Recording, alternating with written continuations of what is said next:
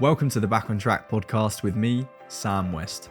In every episode, I interview someone who's changed, recovered, or become successful after having faced real adversity in their life. What's more, at the end of every episode, guests give you a few bits of advice which you can use to improve your own life too. On today's episode is actually a good friend of mine called Mason, who suffered for years with feelings of depression which severely affected both his academic and social lives.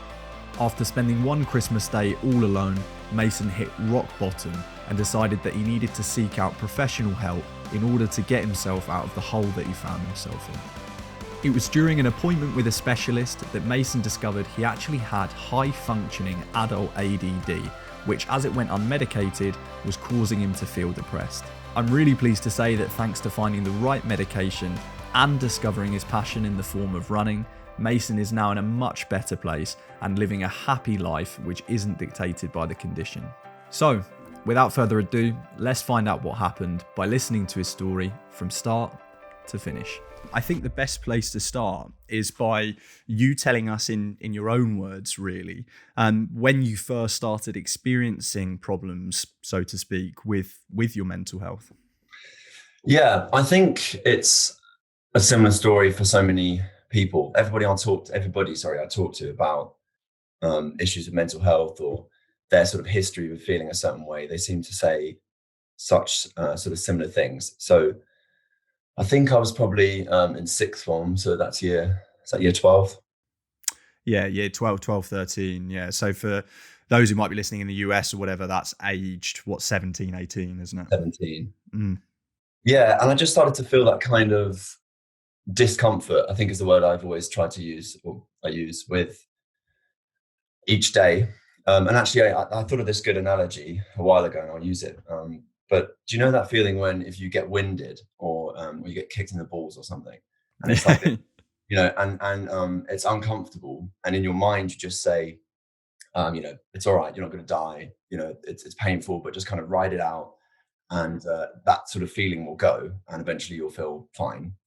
I started to sort of get in a pattern where each day felt like that. So I would wake up and sort of be like, right, okay, well, just take it, like get on with it, be nice to people, be friendly, don't bring other people down with you, and then just get through it. And every day sort of felt like this kind of kick in the nuts, where you would like just try and ride it out.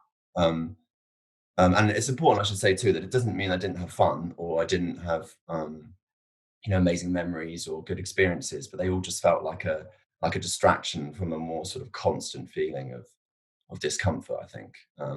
So you mentioned that a feeling of discomfort, but what did that actually sort of manifest itself as in reality? Did it feel something like depression? Was it a state of anxiety? And how did it affect you in your day-to-day life? But yeah, if you could just walk us through what these feelings actually were that were different to normal and unpleasant. Yeah, I think there's two parts. I think one would be like a continuous and constant sort of sadness, like this feeling that almost feeling guilty to feel happy, and having to sort of psych yourself up to feel satisfied or happy or content. So this kind of just sadness about every day, and a sort of, as I say, a discomfort. But the other part, which I think we'll get to in more detail later, is this kind of feeling that just everybody hates you and everybody has a problem with you, and that every time, I don't know, somebody just frowns at you, I would sort of go away and think, oh, that person hates me. Like, what have I done to do that? How can I change that? Like this sort of really high level of overthinking. Massively so, yeah. And it's hard to kind of share those feelings with people because they would just say to you immediately, oh, don't be so stupid. And rightly so, probably. But in my mind, it just didn't feel that way. I always sort of overthought these things, and it would just become this kind of, I think you used the word anxiety, like an anxiety to be around people, because I would sort of constantly feel like I was getting it wrong over and over and over again. Were you conscious in these early stages that what you were experiencing might have been mental illness, or did you just think, I feel a bit strange, this is going to pass? What was your understanding of it in the beginning? I can't remember when the word became a word I was aware of, but I think fairly early on, I thought this is something like a depression. I think there is a stigma with was going to say particularly with men, I don't know if that's true, but there is a stigma with mental health, I think, as being like a kind of attention seeking thing, or a sort of feeling sorry for oneself, you know? Mm. And I kind of actually believe that myself. So I felt stupid for feeling this way. And I felt like it was a bit sort of self-absorbed, almost like a narcissistic thing to just think, oh, you know, my life's so difficult, and when it wasn't. Yeah. So did that mean that you didn't want to share it with anyone because you felt, in your own words, sort of silly to be experiencing it yourself? Did that mean that, yeah, you didn't want to talk to anyone about how you were feeling, or did you at that stage? Well, do you know what I wish I'd done? So I did talk to my family about it, and my mum and my dad were quite different in the way they dealt with it, but both definitely did the best they could. But I wish I'd spoken to my friends, because I didn't really. I don't think, looking back, I don't think we ever discussed anything like that. See, you being my friend and that friendship group, I don't think it was ever discussed. And I wonder if I had, if it would have been easier. I think maybe. Yeah, and this is one thing I was going to say to you. I never knew back then that was something that you were going through, and obviously, as a friend, that's something that you don't feel great about, because you would have liked to have been able to help in some way. But I can certainly understand, in that environment, you're 17, around like people at school, you're not sure how people are going to take it. If I'm totally honest, I don't think I understood mental health that well, let's say 9 years ago when I was 17. And so I might not have actually been, the best help. I don't know. I understand it a lot better now, because it's something that, is spoken about more openly, and I've had personal experience with. But I can certainly understand why you didn't want to share it back then. It wouldn't have been an easy thing to do. But you said you did with your parents. What was their reaction to it? Yeah, I think my mum was sympathetic, but always kind of felt like, my mum is somebody, I think, who actually experiences similar things. I think she probably has a bit of a, not to divulge too much onto her, but I think she had her own problems. I think she's happier now, but there was a very fragmented period of her life around that time too. So I think that she probably was perhaps more concerned with herself. And my dad, I think, is just a real stoic. So he just, he cared, but he has a real sort of stiff upper lip, get on with it. It wasn't dismissive, but he wasn't helpful. And I don't mean that as a criticism of him, but I don't think he had the tools to sort of deal with it, other than just to say, oh, you'll be all right. Just keep going. I think this is one of the most difficult things about mental illness, is that it can be really difficult for those that are close to you to know how to approach you, what to say, and how to make you feel better, because ultimately they're not psychologists or therapists, and it's still nowadays not something that everyone understands that well. So it can be incredibly difficult for family and for friends.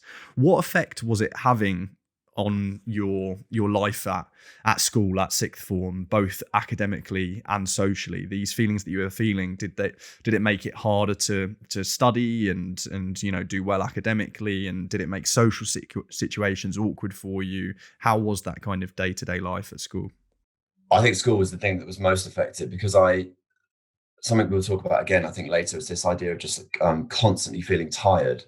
So I would get 8-9 hours sleep, which is what they recommend, and there was no real reason why I would, but I would wake up, and from the moment I woke up, and I think this is actually related to that feeling of, I was saying about sort of, feeling winded and trying to have to sort of ride it out each day. I think the tiredness is a big part of that, because I would wake up and feel exhausted, and then I would just spend the entire day thinking, oh my God, I need to sleep. Like, and it'd be 10 a.m. and I'd had 8-9 hours sleep, and all I'd be thinking is, God, I can't wait just to be back in bed. Because I didn't feel great, but actually just because I was so tired. And I think that also had a big effect on my education, because I couldn't concentrate. I couldn't sort of give my all to tasks that were difficult. So I do think it made a difference, actually. Yeah, I do. Absolutely. But you still managed to, do the best with sort of the hand that you were dealt, because you got yourself off to university, Oxford Brookes, decent uni. And so how was that for you though? Because, anyone that's been to university knows that it can be at times the most fun experience that you've ever had. You get a lot of freedom, you're going out a lot, you're meeting new people, etc., etc. But on the other hand, it is also a massive transitory phase in your life. And a lot of people do struggle with that, actually, sort of behind the scenes privately. They find it quite difficult, especially if there are underlying, issues mentally or physically, whatever it might be. And obviously in your case, there were. So how was that for you? Yeah, I watched your interview with Alfie, and I thought what he said was really profound. And actually, I understand from experience what he's talking about. I mean, I certainly didn't experience the same condition or feelings as him, but that kind of feeling of, everybody knows you as this one person who's, outgoing. I think he spoke about how, he was known as being somebody that would go out and socialize with people, and to a degree, I was too. But I would, privately feel this very different feeling. And I think that was the hard part. And everything's exacerbated when you're getting less sleep, you're, going out and drinking. And there's a certain lifestyle that goes along, obviously, with university. I think that's the same up and down the country. And that just exacerbates everything. And I do think that a lot of people, especially because at university, it was the time when I actually did start to talk about mental illness with people, my friends, the people I knew, that a lot of people feel that way. Something I really want to make clear in talking to you is that this is not something that I think is, special or individual to me at all. It's a really common feeling that people have. And I think I have several sort of ideas, I think perhaps why that might be, but I think a lot of people really struggle with that you said a transitory phase. I think that's a perfect way of putting it. That sort of bridge between childhood and feeling like you don't have responsibility for your actions, and then suddenly being sort of thrown into this world where you are responsible for your actions, but you're not responsible enough that you have a job, Yeah. that people rely on you financially, but you're sort of bridging this gap, and you're doing it in this very sort of strange world that doesn't exist at all outside of university. And it's transitory, it's transient, and it's ephemeral, and it's going to disappear in 4 years' time, and it all just feels very strange. I think it exacerbates a lot of mental illness for people, I think. And that's an interesting thing that you said there, that you started to talk about it more openly at university. And I think university has that effect on people, doesn't it? Like, it brings you out of your shell a bit. You feel more comfortable saying things that you might not have done with your friends back home. You kind of reinvent yourself in some kind of way. But one fantastic thing about that for you is that it made you feel comfortable talking about it to others. When you first started sharing how you felt, what was the reaction of the people that you confided in, that you told about how you were feeling? I think the problem with mental health with this, I think everybody experiences it, including me and anybody else that has these feelings or conditions or whatever, is that you have two different hats, I think, or two different sort of minds. So when you feel down or low or whatever, you can't be made to feel better. Like, there's nothing that people can say. But when you feel okay and you're trying to make somebody else feel better, you say the exact things to them that would never work to you every time. So if I've got a friend who's, feels a certain way, I say, well, don't worry about it. It's just a phase. Like, you have such a lovely life, and think of all the people that love you, and think of all the prospects you've got in the future, and all these things. And you say all these things that you've heard before and thought, shut up, like, that doesn't mean anything to me. Yeah, they're just buzzwords to you at that phase, aren't they? Yeah. And they're just techniques.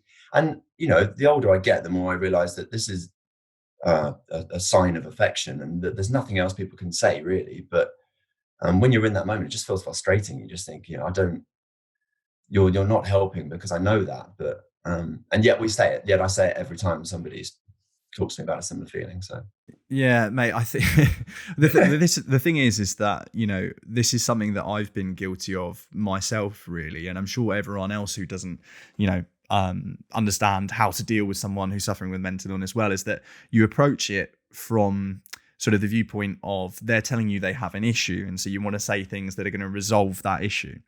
But that actually is not always the way to go about it. And this is only something that I've learned since I've been with my current girlfriend, who studied psychology, who taught me that it's not always about trying to give a solution in that exact moment. It's actually just listening and letting someone know that you're there for whatever they need, and hearing them out. You can't give solutions sometimes, straight away.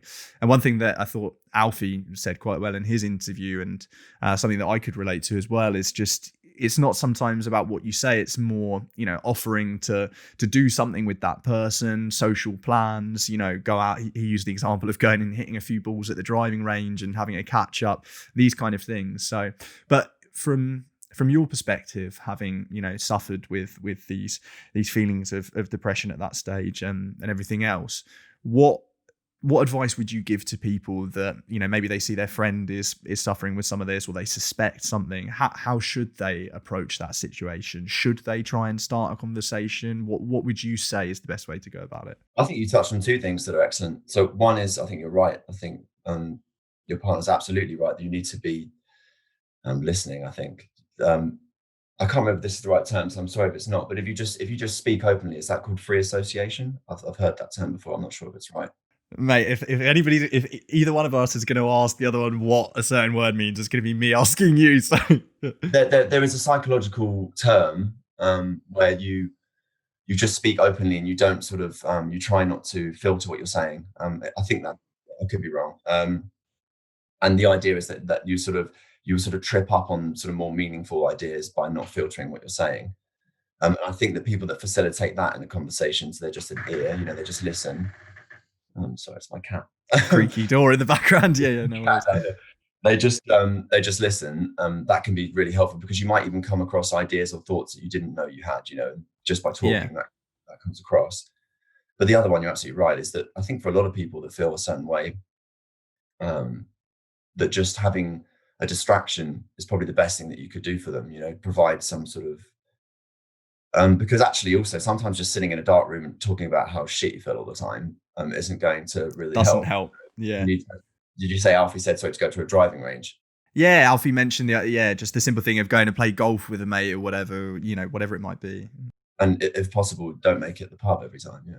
Absolutely, yeah, because drinking can certainly make those things worse. But yeah, that's an interesting idea that you touched on there. I forget the word you used, but about talking, about allowing someone to speak and not sort of trying to give instant solutions. So they're talking, and by talking a lot, they stumble across new ideas and whatever else. And anyone that's been to therapy knows that that's sort of kind of how that works as well. They a lot of it is just them listening to you, right? So it's not them giving solutions every time you say something. They actually want you to sort of over talk in a way, and the listening part of their job is really important. So I think that is an important takeaway, to not try and give people instant solutions. Just hear them out and offer activities to distract from how they're feeling. Like whenever you're free, offering to do whatever it may be, go to the cafe, play some sport, or whatever it might be. Lovely cat you've got there. How old is she? It's a he, Wally. I think he's like 1 or nearly 1. Very nice. But yeah, so a couple of key things there, which I don't think are immediately obvious to people who have not had experience with these kind of things before. But so comparing how you felt at sixth form when these feelings first started to how you were feeling at university, did it get progressively worse? And did you start to seek out any help at that stage? Did you think that might be something that you were going to benefit from? If you could just talk me through that. Yes, I did. So it did get progressively worse. And then by my second year, I moved into a flat with two friends. And I did get to a point where I was like, this is ridiculous. I just dread sort of every day sort of thing. So I went to a doctor, and at that time I don't know if I would say diagnosed, but they gave me so there's serotonin reuptake inhibitors, so a drug that you take essentially to try and keep more serotonin. I think it's in the synapses, right? So you feel more sense of happiness and euphoria more often. So that you would give to somebody with depression or anxiety, these sorts of drugs. I can't remember the name of it, and in honesty, it made absolutely no difference. I felt nothing. And the doctor sort of said, we can up the dose. And I just had this feeling that it was just not a good idea to keep sort of upping a dose of this tablet that didn't really do anything. I just felt no different at all. So I just pulled away. So I then just stopped going to doctors, stopped getting the prescription, stopped talking to anybody. And it kind of just became this thing where I thought, well, I'm alone in this, these tablets aren't going to help. but a doctor doesn't help really. So I'm just going to sort of suffer it alone, really. And the thing is, you're not alone in that, because another issue is a lot of the time when someone is suffering from, with issues with their mental health, it can take a long time before you muster up the courage to go and see a doctor or go and see a therapist, because you want to battle it on your own in the beginning, which is the wrong thing to do. But it takes people a lot of time to seek help, probably because of stigma and whatever else. So then when you eventually do, be that with a therapist or by going to see a doctor, if your first experience with that help that you've sought doesn't help you, you then think, right, well, I tried, I'm not going to try anymore, because you took that leap and it didn't work out for you, and it puts people off doing it again. So that would be another thing that, if anybody's listening and they've had one bad experience with, medication or whatever, or seeing a therapist, is just to keep looking. But so in your case, these pills didn't really work out for you, and you said you thought you were alone in it. And how did things develop from there? That must have been quite difficult. Yeah. So just to go back to the tablets, I was so convinced of how unhelpful they were that I actually convinced myself that I'd been given a placebo, that the guy had given me something, some sort of like placebo, where I'd go back and say, oh, I feel much better, and then he'd say, well, they were placebo, so actually it's all in your head, and you could do much better, and Yeah. I kind of thought maybe I was being played or something. Like I know doctors don't do that, but Yeah. for some reason I just convinced myself that that was the case. But and you're so right as well with that idea that, one, just because one, GP or whatever has one view or doesn't make you feel better or doesn't help you, doesn't mean that that's everyone. And certainly I can talk about that later with a different doctor that was, well, has changed my life really. But this doctor, yeah, I went there, and this guy must be like 28. So I was, he's just a little bit older than me. And I just felt like an absolute idiot, just sat there going like, oh, I'm just really sad all the time, and don't think anybody likes me. And I've had a couple of girlfriends at university, and they can't stand me. Yeah.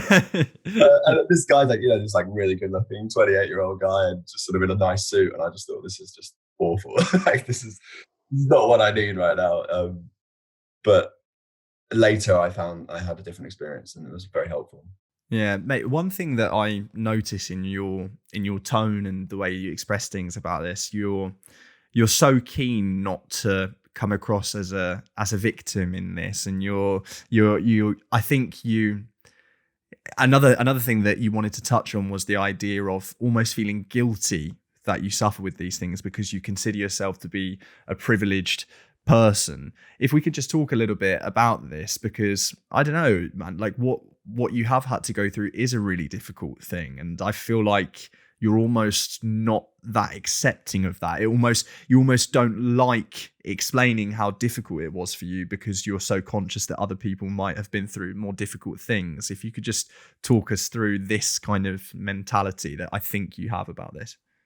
Yeah, I don't necessarily know if it's actually a bad thing to, or in my opinion, I don't know if it's such a bad thing to be aware of that. I absolutely, I've my life has had problems. It's not been too easy.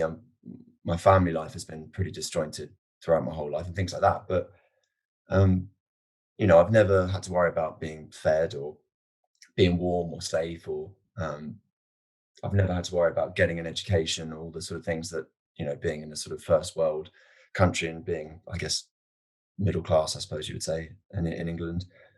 You don't have to worry about those things. So I am aware of that. And I think from that, I just feel sometimes, and I think this would be very common for people listening, I feel this guilt for sort of feeling sorry for myself, right? Because I think to an Mm. extent, like um, depression can manifest. It might not be by definition that, but it can manifest as feeling a bit sorry for oneself.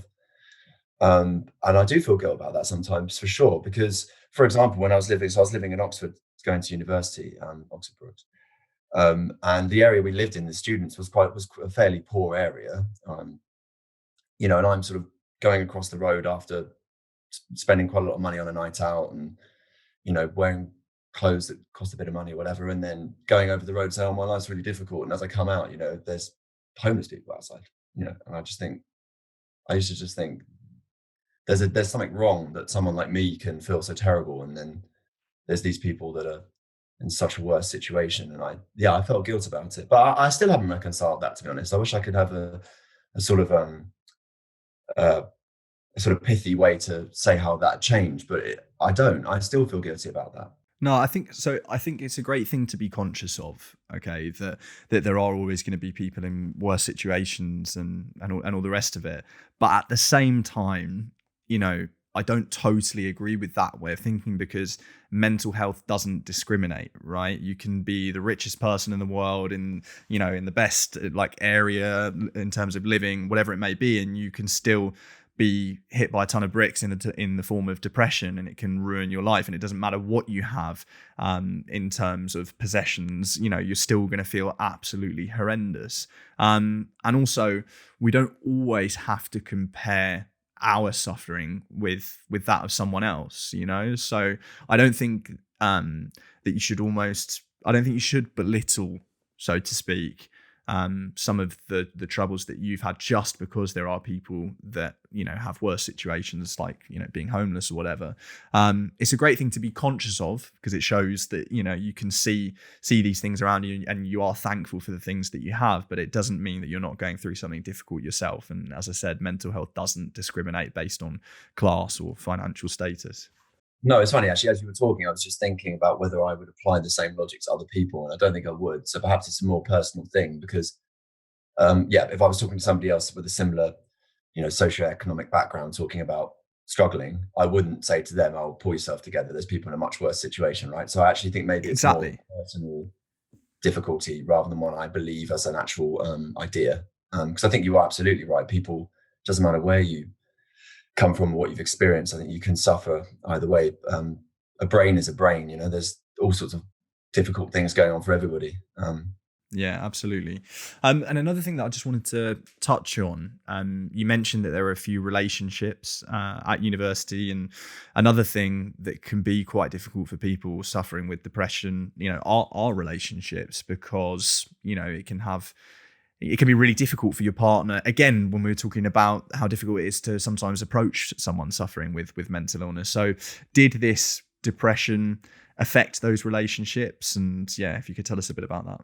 Yes, it was difficult. And I think it is difficult for many people that have depression and anxiety, because it is something that you internalize and you have to sort of deal with within yourself. And so therefore, I think you spend a lot of time thinking about yourself, especially if you're trying to get better. So I do feel like, and I can think of a couple of relationships I had at university where, if I could, not that I ever would, but if I could speak to them again, I think I'd just say, I'm really sorry, because I did spend a lot of time just worrying about myself and how I felt, and whether I felt okay. And I think a fallout of that can be that you've actually stopped thinking about how the other person feels, and whether they're happy or content. And a relationship is very much a sort of joint enterprise, isn't it? So you need to make sure that both people are equally happy, and it's certainly not your partner's job to make sure you're happy. That's not what a partner should be, in my opinion. And I think at university, there's a couple of relationships I have where I felt like I needed these people, and that they should be there to help me. And I think that in hindsight, and just in maturing and growing up, and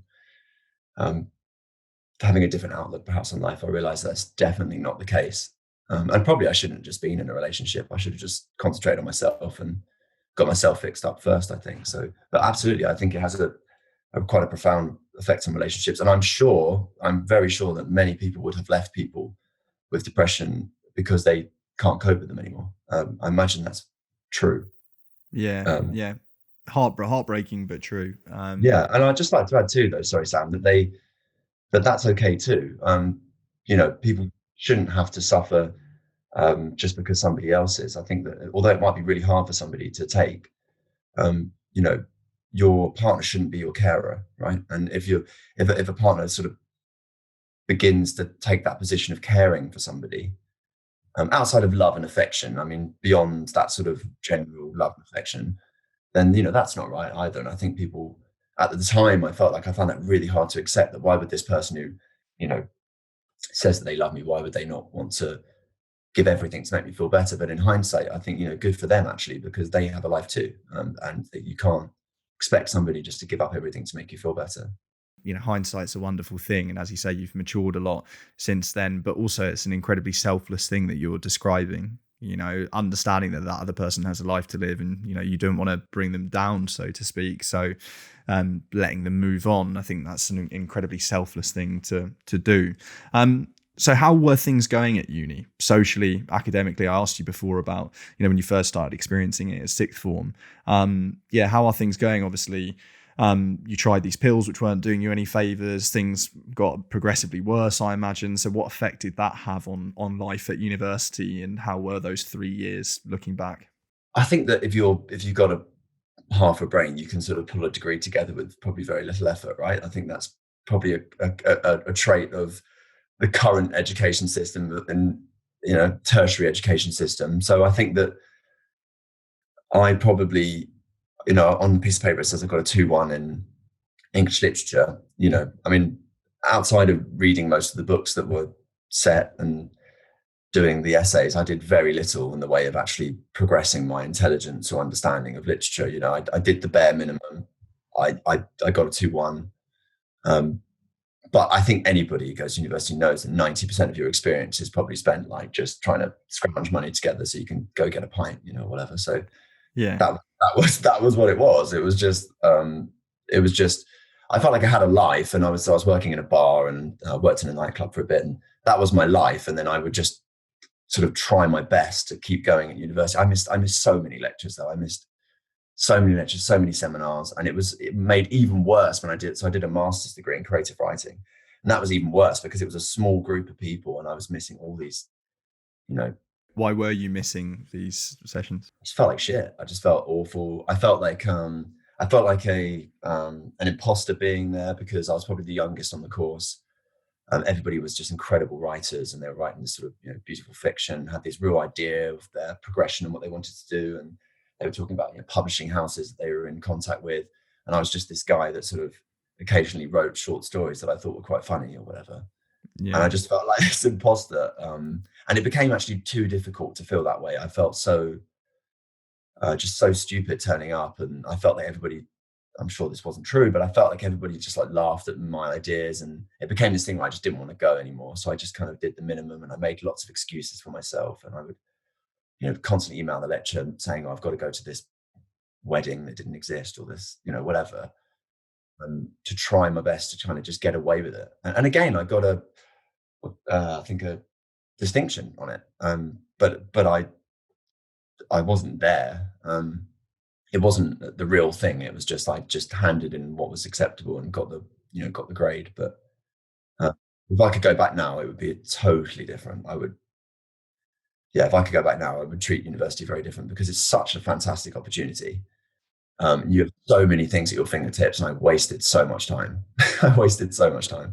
Yeah, but you weren't going, to be experiencing depression is not an easy thing. I'm sure anyone that's felt it would agree. And the fact that you got through that is good enough. You don't have to sort of look back retrospectively and think I should have done that or could have done that better, because ultimately you did what you could in the moment, and that was all you could have done. Hindsight's a wonderful thing. But so it sounds there as if things are getting pretty bad, really, because it's the mental side of things is stopping you from going into these lectures and going into classes, both during your undergraduate degree and during your master's degree. And obviously you'd had that one experience with the doctor and the tablets that hadn't worked. Are you thinking then, okay, this is really affecting my life now, I've got to do something about it, maybe I need to revisit the doctor route? Or what was your sort of way of approaching it back then? So then what happened was I wasn't taking these tablets. I finished university, I finished my MA, and I didn't know what I wanted to do. And somebody, I actually can't remember who, but somebody said to me, "Oh, do what all English majors do, like go be a teacher." And I thought, well, actually, that's not a bad idea, because I get lots of free time. That's still one of the great things. I am a teacher now, and that's one of the great things about the job, is you get a lot of free time. So not during the term, but at the end of term. Yeah. So I that appealed to me. So I went to I was at Oxford Brookes, and I went to King's College London to do my PGC in English literature. No, sorry, just in English. And that's when it really just, so I moved in with my dad actually.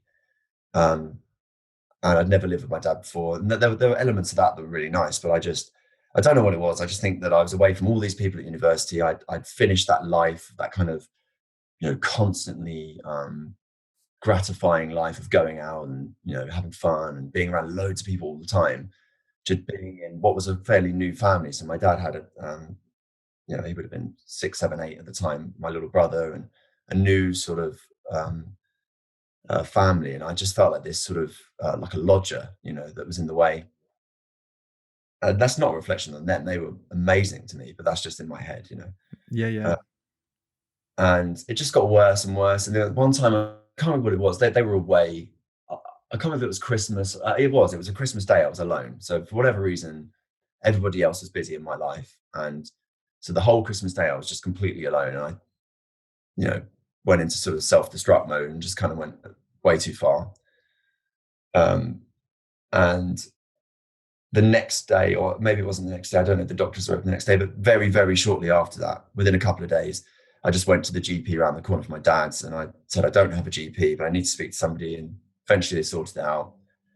And I just said to this man, I think it was a man, you need to help me. Otherwise this is not, this is serious. I need help now. Otherwise, I don't really know how I'm going to keep going from this.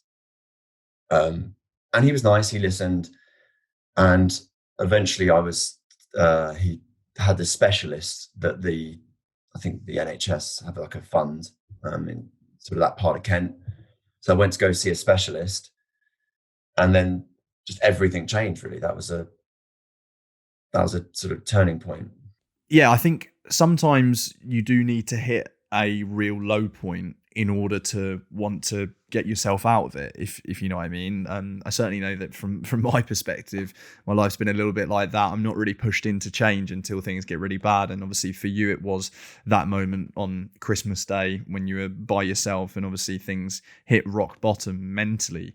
And I think, it sounds like an incredibly difficult time being by yourself at Christmas at the age of, how old would you have been? 22, 23. Yeah. 22, that's going to make any existing feelings of depression or whatever a lot worse. So, God only knows how you must have been feeling in that time, but also massive credit to you for, the next day looking for help and going to see a doctor and all the rest of it. Like, it takes real courage and strength from that low that you were in. So, I think that's something to be proud of, to try and make that change so quickly. So yeah, how did things play out from there? Did you get the help that you needed finally? Yeah. So I went to go see this lady. I actually can't remember her name, but I went to go see her. So she was a sort of specialist offshoot of the NHS. I don't know what you call it. I'm sorry, like a trust or something like that. And I went and I spoke to her, and we had about an hour and a half interview. It felt much more like, we were talking about it earlier, but it's kind of like almost like a psychologist. It felt much more like that than a experience. She got me to answer all these questions. I think I actually did a questionnaire as well, from my memory. And she just turned around to me. So she said, yes, so look, I've considered everything you said. And so I think I know what the problem is.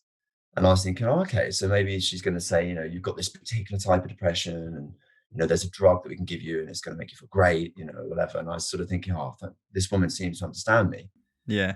And she said, yeah, no. So what you've got is you've got adult ADHD. And I remember just being like, what are you talking about? Like, what are you talking about? I know what ADHD is. It's annoying kids that can't sit still. It's, kids with that would just run around a classroom and are rude and naughty. What's that got to do with me? What are you talking about? And I actually remember I was really rude to her. I remember because I was so in a bad way. I remember I think I swore, and I said, I can't believe I've wasted all this time, and you're telling me I've got this, that I can't sit still. I mean, I'm not fidgety at all. What are you talking about? But she explained it, and actually it all made sense. So it's called atypical depression. And what it is it's people that have ADHD, adults that have ADHD, which, to the best of my knowledge, it's an underdevelopment or a lack of development in the prefrontal cortex. So the part of your brain I think deals with like decision making and control of emotions and things like that. What happens is that people with ADHD, they have a sort of poor control of emotions, and they make irrational decisions. They find it hard to concentrate. And some of the side effects were just absolutely pinpoint exactly what I experienced. So chronic fatigue is a really common trait of ADHD. Feeling uncomfortable all the time, actually having a physical feeling of discomfort is quite a common trait apparently of ADHD. And I think I described that earlier, and that's very much what I felt. Not being able to concentrate, finding it really difficult to perform tasks, even though you have the sort of best intentions to do it. Struggling with relationships, struggling to understand other people. And so she said it's called atypical depression. And what it is it's where people that are, and she called it high functioning ADD. So people that are, of a reasonable intellect and kind of have reasonable ambition and, want to be friendly, polite, attentive people, because their sort of their brain, their sort of cognition makes that hard for them. They internalize that struggle, and it becomes like a depression. It becomes like a black cloud over them, Yeah. And another element of it actually that she spoke about, which I found so hard, I mean, I could talk about it really candidly now, but at the time I found it so hard to accept, was it's called rejection sensitive dysphoria. That's what it's called. And what it means is people that have ADHD or ADD, if somebody in some way rejects them, and that can be a body language or a word or a criticism, or even a look, they massively catastrophize it. They look way too much into it. So it's a dysphoria to rejection, right? And I found that so hard to accept. But actually, what happened is eventually this lady, she wanted to talk to my mum, and so my mum came in, and this woman's going to my mum. So does Mason do this? And I'm sort of looking at my mum going, none of that. My mum's like, yes, he does that. Yes, he does. 100%. Yeah. I'm going, Mum, like, what are you talking about? I don't do that. Mum's like, Mason, I'm gonna shut up. Let me let me talk to this. And then this woman would be like, so do you think Mason did this as a boy? And I'd be like, no, Mum, I didn't do that. Obviously, my mum would be like, yeah, absolutely. Like, Yeah. As a child, and so it was hard. It was hard to take because these are uncomfortable things. Being a bad listener, interrupting people all the time, sort of only really feeling comfortable talking about things that you like, and not really caring about other people's like viewpoints or things. These are things that are hard to accept when you want to be a reasonable person. But in reality, I think that these things were true. So it was a very strange diagnosis. And I think that, I didn't even know adults could have ADHD. I didn't even know it was a thing. Yeah, I'll be totally honest. Neither did I before hearing. Before you told me about it, I didn't know either, and that's why I think it's a great thing that you're doing, coming on to talk about it. Because as you said in your own words, it was really difficult for you to accept when she told you that it was ADHD, because in your eyes that wasn't something that adults got, and you thought it was something more serious. But I'm sat here learning, and I'm sure there'll be people also learning that that can this high function. So the actual diagnosis is high functioning ADD, is that? So it's high functioning adult ADD. Yeah. With rejection sensitive dysphoria being like a sort of a common trait of it, or a common aspect of it, I suppose. Yeah, but that's an incredibly useful thing for some people to know, because if anyone else finds themselves in a similar situation, they're not going to react as badly to that diagnosis as you did, because they'll understand it. And certainly, I'd never heard about it before, and ADHD causing depression in adults. I mean, yeah, that was news to me. But it sounds like once you'd computed that information, I'm imagining you got a lot better and more useful help there, because you'd finally nailed what the issue was. It actually, it wasn't, a standard depression, or however you want to call it, or anxiety. It was actually this thing related to ADHD. So did you get better help and support then, and did things gradually get better from that? Well, yeah, but the problem was one of the traits of ADHD is obviously being sort of forgetful and bad at sort of organizing things, Yeah. which doesn't help when you're trying to get better at something or get better. So what actually happened was I was given a drug. It wasn't Ritalin, but it's a Dexamphetamine. So it's the idea is that you have more dopamine because people with ADHD have a lower dopamine level.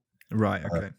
so that's one of the most substantial differences within the brain, I think, other than a Mm. sort of underdeveloped prefrontal cortex. It's the dopamine chemical that's lower.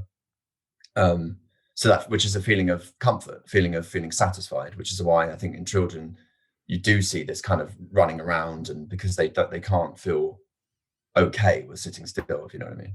Yeah. Um, so I got these tablets, but what I didn't realize, I don't know why this happened, but I was a big coffee drinker. I always have been. So I was having these tablets, which are speed, the party drug speed, but medically dexamphetamine. So I was taking these dexamphetamines and drinking coffee and feeling absolutely wired, like I felt mental, like and Yeah. I'm going to work feeling like I should be in like a rave or something, Speedy Gonzalez rushing from Yeah, A to just B. all over the place. Like I was like that. Yeah. I'm trying to sort of serve a customer or whatever. Well, at the time, I was actually going and teaching children. Like I was practicing to be a teacher, and I was also working in the coffee shop as well. So I was drinking all this coffee and felt terrible. So I stopped taking them because I felt awful. I felt like I shouldn't be in public almost. That bad. But it was actually the coffee adding to the effect of wow. And the problem is, if I'd been better and I'd spoke to this woman and I'd organized it, she probably would have said, "Oh yeah, God, don't take caffeine on it. I mean, you're an idiot. So you're taking speed and caffeine. What's wrong with you?" But I just didn't think about it. Um, so it's just a perfect example of why you need to just talk to your doctor, really, I think. Yeah. But I didn't take it anyway, so I stopped taking it, and I kind of convinced myself, you can deal with it. You know what it is. You just need to, so you need to stop interrupting people. You need to be better in conversation. You need to, all the things that I knew were traits of ADHD. I said, right now, you're not going to do any of them. You're just going to not be ADHD anymore, right? It's not Yeah. no. That was kind of my attitude. Yeah. And I struggled with that, and things got worse. And as you will know, and everybody knows with mental health, it sort of bobs up and down, doesn't it? So eventually, I went back I moved to New Zealand, and I sought help here. And eventually, through contact with this woman in the UK, I managed to get the same tablets here. And then I've been taking them without drinking caffeine, and they've been really good. They've really helped. So Wow. So what difference has it made in you? Like if we compare to how you were feeling before and how you're feeling now, what things have these tablets helped with concretely? yeah, so it's probably so one is I just don't feel that constant fatigue anymore. So I would wake up, and I described this earlier, but it's still the case right up until when I started taking these tablets. I would just find, doesn't matter, I could have 5 or 10 hours or 12 hours sleep. I would just feel absolutely knackered the entire day. I'd feel so tired. I'd just be thinking, oh my God, how am I going to, as a teacher, you're marking. I'm just marking these books and my eyes are closing. I'm thinking, oh my God, I've got another like 30 books to mark. How am I going to do that? Yeah. And actually feeling like at the time, like there's something wrong with me, like what's wrong with you? But it's just not having a chemical. It's not enough dopamine to feel awake. So there's no guilt that should be attached to that, I don't think. So that's one. Now I just feel more awake. I feel like I can get through a whole day, and I don't need to have 5 cups of coffee, and I feel awake and I can concentrate. But the other one is, so obviously I'm an English teacher. I love literature. I love reading, but I would actually always struggle. I would read maybe 5 pages, which is not many, and then I'd get up, I'd sort of walk around, and then I'd come back and I'd read another 5 pages, and that was reading for me. That was how I read. But now I can just sit down and read 150, 200 pages. So that's what this has given me, is this ability to just actually just sit and concentrate on something and not have my mind just whirring everywhere else. And I think the third thing would be conversations, because previously I would have a conversation with somebody, and the whole time they were talking, I would be going, listen, don't be distracted. Make sure you remember what they said. And then when they finished, I would sort of feel this panic to like respond in an appropriate way that showed that I'd listened, you know? Yeah. I just thought that was life. I thought everybody in their head was just going like, listen, listen, listen, like, don't be distracted. Don't listen to that noise. Don't, you know, like whatever. And now I don't have that. People talk to me and I can just listen. And it's actually, it feels a little bit like a miracle, but it's just this simple thing of having the sort of alchemy, the sort of chemical imbalance improved. And that's it. It's as simple as that. And now I can do it. I think that's it's fantastic to hear that, man, that you finally found something that helps, and now you can function in a way that you've always wanted to. And one thing that you touched on there is sort of previously you just thought that was the way that you were wired. You assumed other people were like that and you accept it. And I think a lot of people are the same when they start experiencing issues with their mental health, and, you know, they might have tried one doctor, as we spoke about before, and they just think, you know what, this is how I am. Like, I'm stuck with this. That's it. But the reality is it doesn't have to be that way. And your case proves that really nicely. You know, if you stick at it, you know, muster the courage up to go and see someone else, eventually you'll find something that does work for you. And there should be no stigma around taking some medication to improve your mental health. You know, case in point, you know, it's made a massive difference to your life. While we're on the topic of making a massive difference to your life, I want to talk about running. I want to talk about exercise, because I know this is something you're a massive advocate of, as am I. For me, you know, exercise and mental health are just, you know, inextricably linked. And for me personally, if I'm living a sedentary life, if I'm not, you know, running every day, I feel absolutely terrible. It's a real must for me, exercise, in terms of my mental health. And I know it is for you, although you've taken it to a much more professional level than I have. You are running marathons and preparing for 100-kilometer races. But yeah, talk to me a bit about how much running has helped you with your mental health. Yeah, I think the link actually would be, we were talking earlier about, you know, how when people are depressed or anxious and you say to them, you know, it's all right, you just got to think positively, think of the people that love you, think of the friends that you've got and all these things. And equally, I think a lot of people are probably told this. So they say, you know, you just need to exercise, just go and exercise. And you think, piss off, like, as if going for a run's gonna make me feel better. But for me, I think you can get this with the ADHD thing. You know, if your mind's sort of just like all the time, which I really do now understand my mind was, and is to a degree still, but much better. I just felt like running was just this one thing where it just went. It just, this whole sort of constant sort of cacophony in my mind just cleared up every single time. And then actually afterwards I would feel, I don't know if dopamine's released from exercise. It is actually, I think, isn't it? But I would feel this more contented sort of feeling, just like taking these tablets. And actually in the intermission between when I took them and I stopped taking them because of the caffeine, and when I started taking them, that was what saved me really in that time, was that I got into running in a big way. And as you used the word need, or must, sorry, you said must. And that's absolutely true. It was a must. I had to run every day, otherwise I would feel crazy. It's helped me to have a routine, and it's helped me to have a goal, because I think if your goal is always a career-based goal, you always constantly worry about money and all these sorts of things. But I've got a career, and I love being a teacher. I don't really care if I, you know, go up or whatever. I'm just happy doing that. But my goal becomes like a personal goal, which is just to run a certain distance quicker and quicker and quicker, which sounds a bit stupid, really, but it helps a lot. And yeah, it's definitely become my whole sort of world, really. So Fantastic, mate.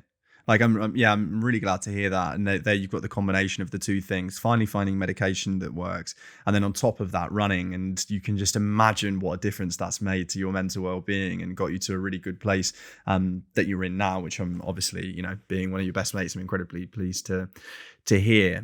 But what are some of your goals in terms of in the running sphere? I can pretend for a minute that I understand these goals, but at the minute I'm not even able to do 5K, so I can't really talk. But I know you ran a marathon in less than 3 hours. That sounds incredible. I know you're training for a 100-kilometer race. Talk to me about some of these goals that you've got now.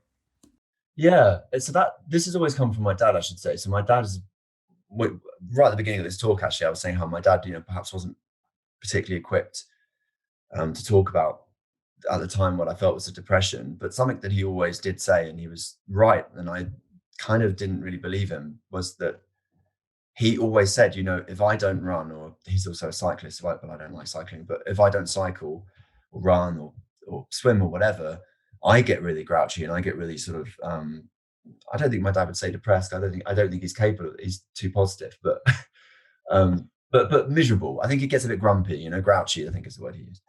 And I kind of didn't really get that. And I both my parents actually are quite sporty, but I wasn't at all at school. It wasn't something that I played football with you guys, obviously, but didn't play to a level that some of my friends played. And it wasn't, music was not my thing. But yeah, and then as soon as I got into running, it just became this thing where I realized you can incrementally see progress instantly.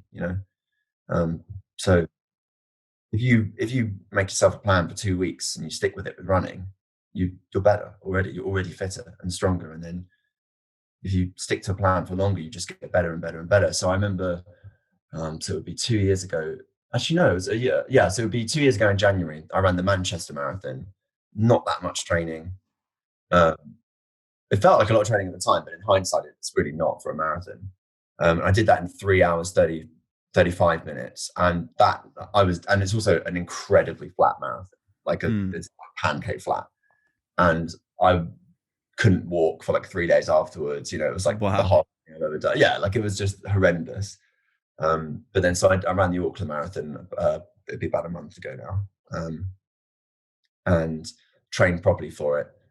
And so I got my goal, which was to get under sub 3 hours. But then you just move the goalposts. So next year I'm going to try and get under 2:45. And I have this kind of long-term goal, which is a bit crazy, really, but to try and get under a time where maybe my country would pay attention. I don't know if I can get there, but that's the goal. And because the marathon distance, you can be elite right up to 40, pretty much. I have time, so that's a goal. I don't know if it will ever happen, but I think that you've got to be ambitious, and there's no reason why not. I'm really skinny, really light. Man, I think that's great. I think that's great, and it shows that you're never too old to, chase a goal or a dream, whatever it may be. A lot of people, especially with sport, they get to a certain age and they think, nah, it's not happening. But, as you say, if people are doing it at elite level at 40 years old and you're 26, then there's still time to go, and for anybody listening that might have, a hobby or a sport, like get back into it. You never know where it will take you. And you can only go as high as you can go. And if that's not professional where you want to get to, but it's still a high level, then still great, still great, rather than giving something up. I totally agree. You just need to keep moving the goalposts every time. As long as you just every time just want to get a bit better, a bit better. Even if you don't run for your country in the Olympics, you're going to be bloody good at some point if you keep, Exactly. so that's the goal, really.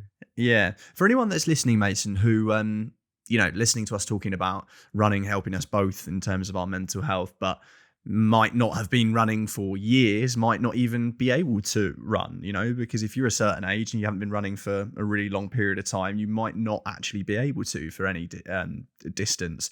The NHS talk about things like couch to 5K and stuff like this, but what do you think someone can do to try and get some of these mental benefits that we're talking about, if they are not able to, run a reasonable distance at the moment?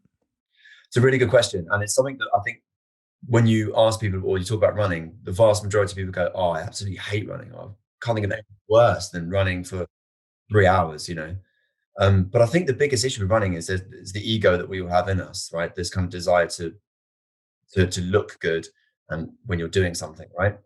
Um, and I think for a lot of people, they have to accept, for a lot of people out there that actually potentially they can't run yet. They can't actually Yeah. for a long distance of time, even Yeah. if it's a very slow pace. So for a lot of people, so many people actually say to me, yeah, I couldn't even run a kilometer. And I'd say, well, when was the last time you walked a kilometer? Never. Well, you should try that first. You should really try that. Um, because you're never going to be able to run a kilometer if you haven't walked it fairly regularly, right? I mean, your body doesn't even know what being on its legs and moving for that amount of time feels like. Uh, I think anybody can run 5K. Anybody can do it. You just have to. So often I'll go out with a mate, especially if they're like a fella, and they're fairly fit, or whatever. And I'll say, right, so we'll go really slow. We'll go really slow, and we'll just keep it really slow, and we'll run whatever. And they bolt off, and you just Yeah, think, yeah. you're gonna, what do you think's going to happen? Like you don't run. But the ego is a big part of it, I think. So just knowing what you're capable of, because if you've not walked a K before, there's no point you going out and trying to run one. Just try and walk 500 meters and see how that feels, and incrementally build it up, because your body has to be prepared. If you just, I'm running this 100 kilometers in February. I've never run more than 60 before. I can't just go run 100K tomorrow. I've got to prepare my body for it, because otherwise it's going to go into sort of like a shock, basically. Absolutely. Yeah. So if you can't run, walk. Start off by walking, and then do a power walk, do a brisk walk, set a distance. And gradually you will be able to do it at a higher speed until you might call that a run or whatever. And you will get a benefit from that. You will. I don't know anyone that doesn't run often that doesn't say they don't feel better as a result of it. So The runner's high is a real thing. The real thing. Runner's high is a real thing. Definitely for me, man. Like I'm on a treadmill, and it hits me, I don't know, like 17 or 18 minutes in, when I'm starting to have to dig in a bit. I actually feel endorphins. I get a bit of a high by doing it. It is a real thing. It is a real thing. And much better that than finding that type of high elsewhere. The other thing I'd say, Sam, sorry, it's just that actually, to be able to run on a treadmill for 70 minutes is a fair amount of discipline, because I couldn't do that. So I cannot run on a treadmill. Maybe that's ADHD or whatever, but I can't be in the same spot, look at the same thing, and run for that amount of time. So that's actually a fairly disciplined thing to be able to do. But my advice to many people would be, if you're going to go run, don't go run somewhere that looks shit. Go somewhere amazing. I mean, I'm very fortunate. I live in New Zealand, but there's beautiful trails in England too.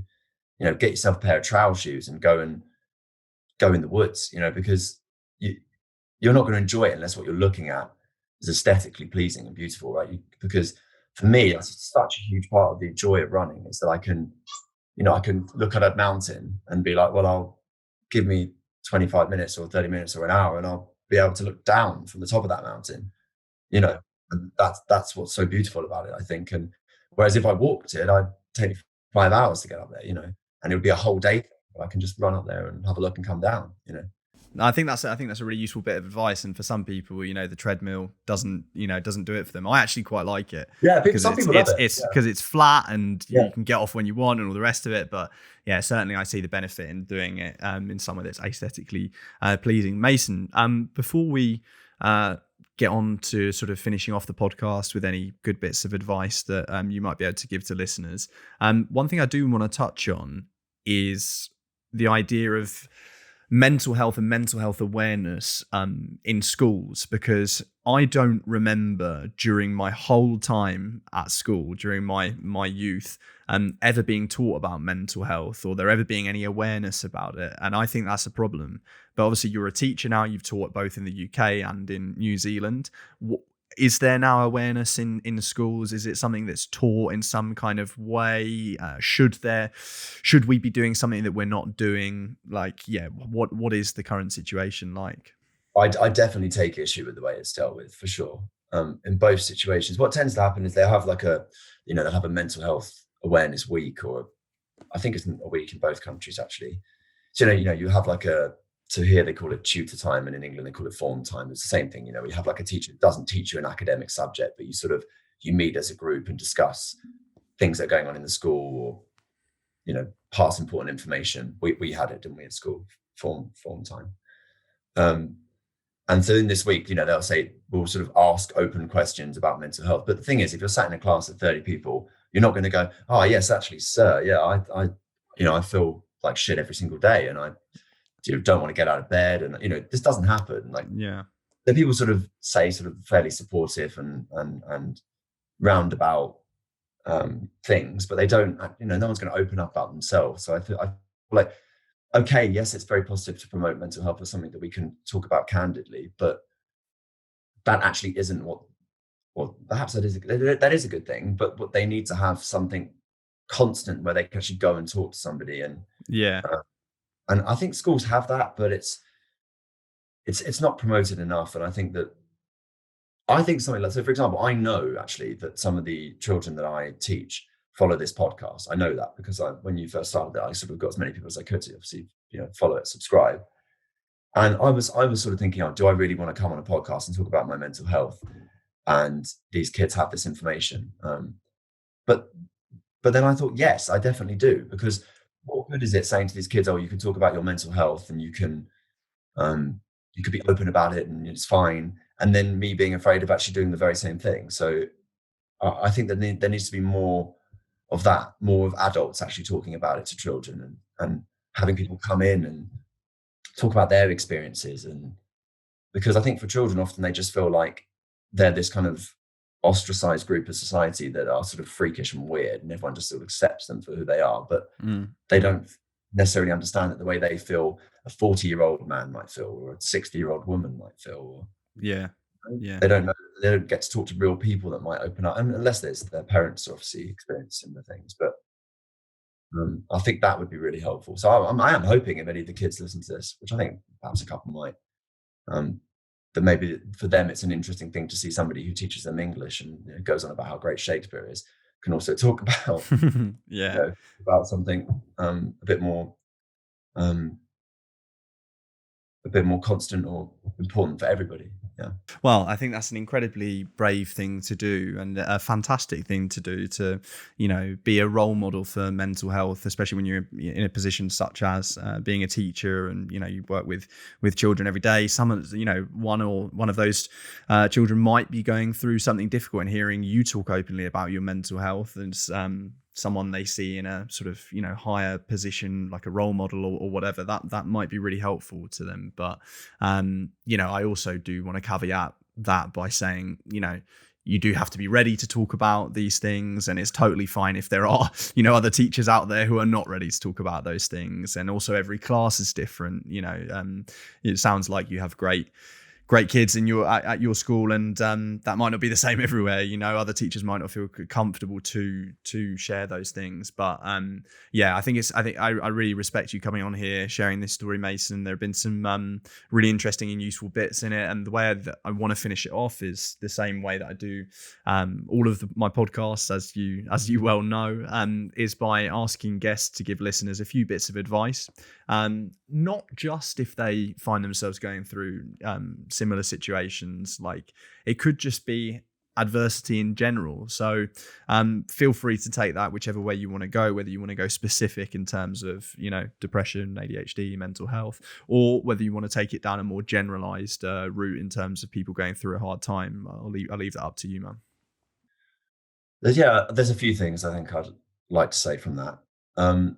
One is, I guess, a message more for children, which is that I think so often when you're a child, you think that the things that you feel or experience or come across are embarrassing or difficult to talk about, or that if you told an adult, they would think poorly of you, or judge you, or maybe even laugh at you.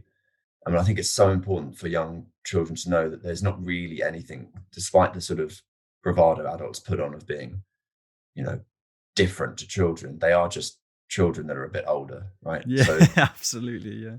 so there's nothing you can say to an adult that's actually going to shock them. And as long as what you're saying is honest and true, I think that any child should feel safe in talking to an adult about anything at all. And at the end of the day, if something is so difficult or troubling or potentially dangerous, there's no decent adult that would rather you kept it to yourself than tell them, and that is a parent. So even if it's something that would upset them, they might find really difficult, and they might question themselves as a parent based on what you might tell them. There's no decent parent who would rather you kept it to yourself. So I think that's a really important thing, that children should feel safe to talk about anything with their parents. And I think personally, it's just my opinion, but a really bad example of parenting are parents that make their children feel like there's certain things they can't talk to them about, because if they did, they would be, told off or Yeah. considered belittled, weak or considered weak or whatever. Yeah. Or even like, their parents would be disappointed, like, I think that you've just got to talk to people about it. You can't, any decent parent would rather you opened up about anything than kept it to yourself, I would think. And I would hope, for sure. I think the other thing would be just based on ADHD really, or depression, is that if you are somebody that feels that way, it is hard, but I think that you've got to persevere with medical help, and you shouldn't feel this, like I did, this sort of this egotistical issue where I didn't want to take tablets, or I didn't want to seek professional help because I felt weak or stupid. Because at the end of the day, I take 2 tablets every day, two little white tablets, and all they do is they give my brain the same level of dopamine as somebody who goes through life happy as Larry. Do you know what I mean? And that's not, I'm not injecting myself with anything. I'm not, there's nothing crazy. It's just 2 tablets with a fairly small dose of whatever chemical helps with dopamine. yeah. Something I don't understand, and there's nothing to feel bad about. And because of it, actually, I'm a better person. I'm more understanding and attentive to my partner. I'm better at my job. I'm probably safer. I'm less sort of erratic. I have a bit less of an addictive personality, for sure. And these are all things that are really positive. So if anybody who's listened to this thinks, oh, actually, maybe there's some of those traits I'm a part of who I am, or part of how I feel, then just go talk to somebody. Because actually ADHD is a fairly common diagnosis. It's not as common in adults, but it's quite common. I don't know the numbers, but it's not like rare. It's not rare. It's fair, and I think it's being recognized more. And so, yeah, I think you should just feel comfortable to go talk to somebody about it, because if it requires you to go take a tablet or 2 tablets a day, and your whole experience of life goes from one of discomfort and struggle to feeling fairly satisfied each day, and that's a massive thing. So you've got to go do that, for sure. And I think the other one is, if you really hate running or exercise, then that might not be the right thing for you, but you've got to find something. Like I was one of those kids, and I think that, I don't know about you so much, Sam, but there are kids, aren't there, where from the day think about our friend Jake, for example, football was his thing. It was always football. That was a given. So he loved football, and that was his thing, and he did it all the time, right? But there are children that don't have that, and I didn't have that. So people often say to me, oh, what's your hobbies or whatever? And I'd say, I don't really have any hobbies. I just kind of, mope around and go through the day, and do things with my friends, but I'm not good at anything. I don't, and I didn't, but I think that it's really important. You've got to find something. You've got to make sure, especially if you're a kid, make sure your parents help you with that, because as soon as I found my thing that I loved, my life has been easier even without the tablets. Everyone's got to find something that makes them, I don't know, feel good about themselves, and and something they can incrementally improve at, be it music or sport or whatever.